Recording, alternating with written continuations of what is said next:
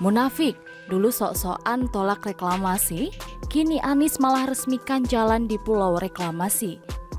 Ditulis oleh tim redaksi jurnal dari berbagai sumber. Dulu waktu Anies Baswedan kampanye menolak reklamasi, para buzzer-buzzer itu pun ikut menyatakan menolak reklamasi.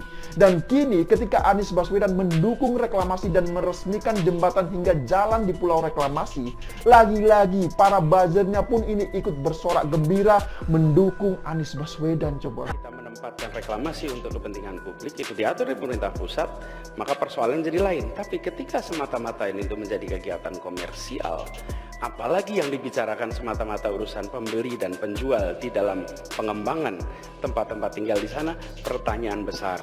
Ada belasan ribu bahkan sampai 20 ribu nelayan di pesisir Jakarta yang hari ini hidupnya berubah karena reklamasi ini. Kami akan lakukan semua yang ada di dalam disposal kita untuk memastikan warga Jakarta terlindungi. Ketika bicara reklamasi, saya memperoleh kumpulan berita ketika 13 Oktober Pak Anies jelas mengatakan menolak reklamasi. 16 Desember 2016 menolak reklamasi. Tapi begitu masuk ke 8 Februari, Pak Anies mengatakan mau mengalihkan fungsi lahan reklamasi untuk kepentingan publik. Lalu di Februari lagi bilang menolak reklamasi lagi. Tapi bilang pulau reklamasi akan dibangun fasilitas publik yang bisa bermanfaat semua warga.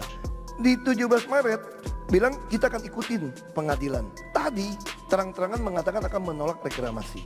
Dari 17 pulau reklamasi, ada satu pulau yang sudah dimanfaatkan, itu Pulau N. Banyak orang tidak pernah sadar, Tanjung Priuk yang baru, itu Pulau N, itu sudah beroperasi, hasil reklamasi. kita ingin pemerintah melindungi rakyat kecil, nelayan sejahtera. Karena itu kita putuskan tolak reklamasi. Begitu orasi Anies Baswedan di depan para nelayan. Luar biasa memang Anies Baswedan kalau orasi ini. Dan ternyata melalui kerja senyapnya ya, masyarakat pun banyak yang tidak tahu jika pulau reklamasi ini masih terus dikerjakan. Bahkan kemarin Anies Baswedan baru saja meresmikan banyak jembatan dan nama jalan di Pulau Reklamasi.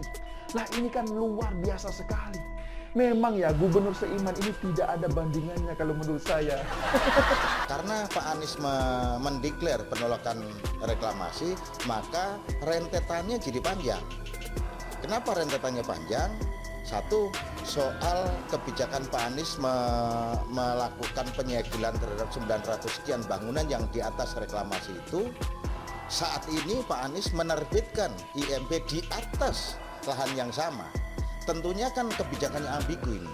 Dulu dalam kampanye Pilkada DKI Jakarta, Anies Baswedan ini pernah berjanji akan menolak secara tegas pulau reklamasi yang dilakukan di era Ahok.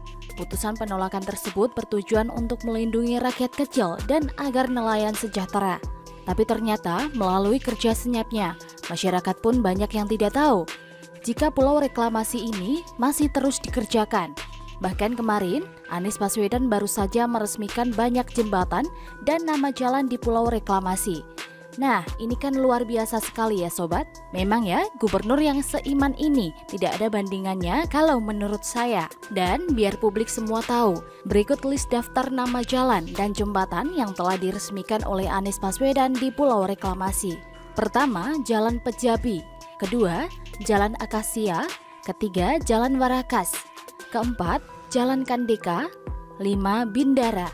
Kemudian ada juga nama jembatan. Yang pertama, Jembatan Linggi. Kedua, Tatapan. Dan yang ketiga, Jembatan Baruyung. Ternyata diam-diam pulau reklamasi ini masih terus dilanjutkan. Dan ternyata diam-diam pulau reklamasi ini masih terus dilanjutkan sob. Dan melihat semua ini, para buzzer-buzzer Bali Kota pun ini terus memuja majikannya. Dan asal tahu juga, ternyata Anies Baswedan ini tidak hanya melanjutkan reklamasi di Teluk Jakarta, tapi Anies Baswedan juga telah memberikan izin reklamasi seluas 155 hektar di kawasan Ancol, Jakarta. Dan di tengah-tengah kebahagiaan serta kebanggaan Anies Baswedan dalam meresmikan nama jalan dan jembatan di Pulau Reklamasi, ternyata masih banyak sekali warga masyarakat yang kekurangan air bersih.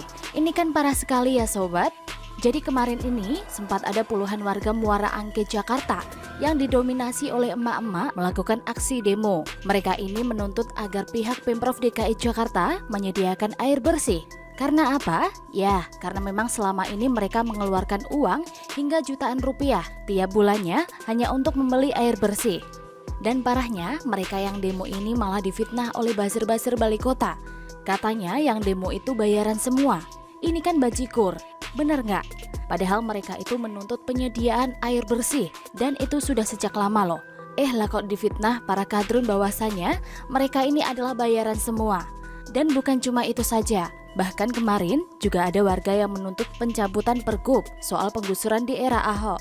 Tapi sayangnya hal itu tak kunjung dipenuhi oleh Anies Baswedan. Dia malah memanfaatkan pergub itu untuk menggusur warga. Padahal janjinya ini tidak akan menggusur warga. Coba perhatikan sob, dulu waktu Anies Baswedan kampanye menolak reklamasi, para buzzer-buzzer itu pun ikut menyatakan menolak reklamasi. Dan kini ketika Anies Baswedan mendukung reklamasi dan meresmikan jembatan hingga jalan di Pulau Reklamasi, lagi-lagi para buzzer itu pun ikut bersorak gembira mendukung Anies Baswedan.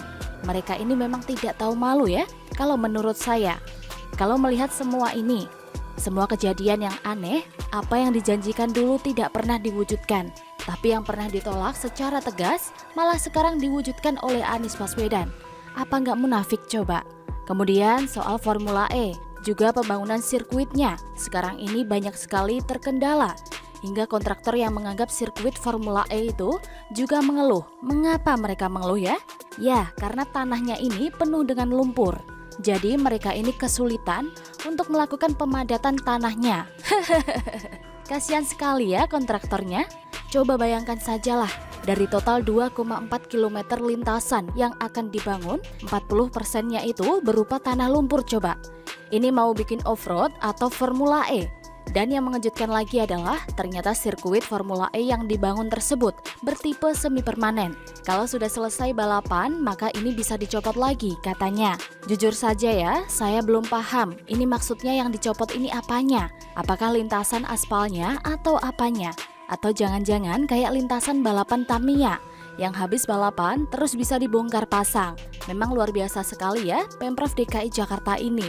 Dan yang kayak gini kok para buzzer Balai Kota masih saja nyinyirin sirkuit Mandalika yang sudah jadi. Sirkuit Mandalika yang sudah jelas-jelas jadi ini masih dinyinyirin. Tapi sirkuit Formula E yang masih amburadul begitu malah dibangga-banggain. Kan nggak masuk akal.